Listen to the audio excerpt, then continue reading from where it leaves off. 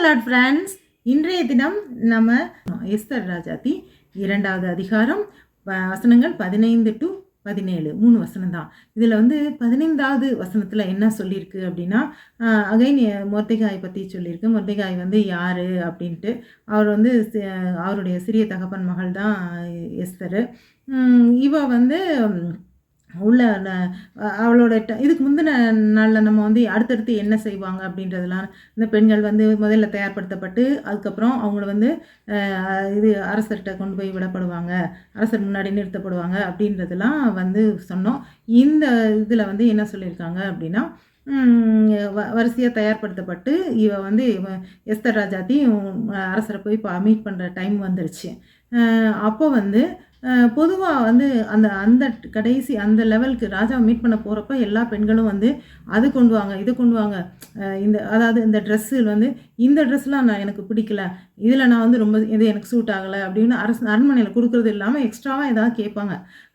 இல்லை இது சுகந்த வாசனை, அதாவது சென்ட்டு எல்லாம் இதெல்லாம் வேணும் அது வேணும் அப்படின்ட்டு அங்கே இல்லாததெல்லாம் கேட்பாங்க போல். இருந்தாலும் அதெல்லாம் ரெடி பண்ணி கொடுப்பாங்க.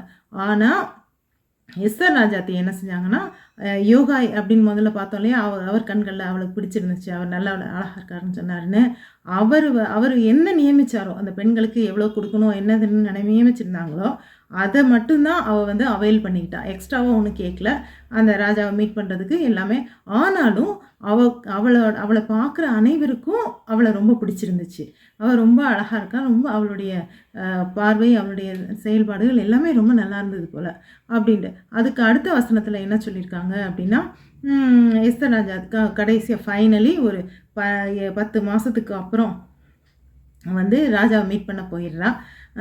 அதுக்கு அடுத்த கடைசி வசனத்தில் அவள் ராஜாவோட கண்கள்லையும் எல்லார் கண்களையும் அவளுக்கு தயை கிடச்ச மாதிரி ராஜாவோட கண்கள்லையும் தயை கிடச்சிச்சு. ராஜாவுக்கு ரொம்ப பிடிச்சி போச்சு. பார்த்த கன்னிகைகள்லேயே ரொம்ப பிடிச்சதுனால உடனே அவர் கிரீடத்தை எடுத்து எஸ்தர் ராஜாத்தி தலையில் வச்சு வசதியோட இடத்துல அவளை பட்டத்தரசியாக மாற்றிட்டாரு. இதுதாங்க இந்த 3 வசனம்.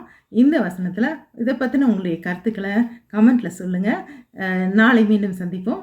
அல்லேலூயா.